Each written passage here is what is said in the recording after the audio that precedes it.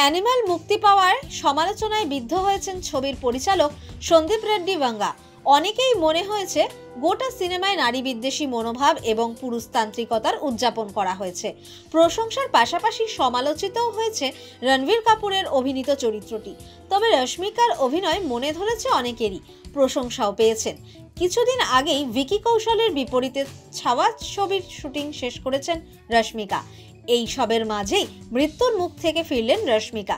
শনিবার মাঝ আকাশে এক ভয়াবহ অভিজ্ঞতার সম্মুখীন হয়েছিলেন নায়িকা। ছবি পোস্ট করে নিজেই জানিয়েছেন সেই খবর। মুম্বাই থেকে হায়দ্রাবাদ যাচ্ছিলেন রশ্মিকা।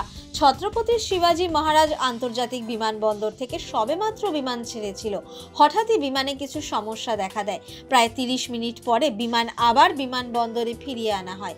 সূত্রের খবর, বিমান উড়ান নেওয়ার কিছুক্ষণ পরেই কিছু যান্ত্রিক গোলযোগ দেখা দেয়। সঙ্গে সঙ্গে প্রয়োজনীয় ব্যবস্থা নেওয়া হয়। বিমানের যাত্রীদের সুরক্ষিতভাবে ফিরিয়ে আনা হয়েছে।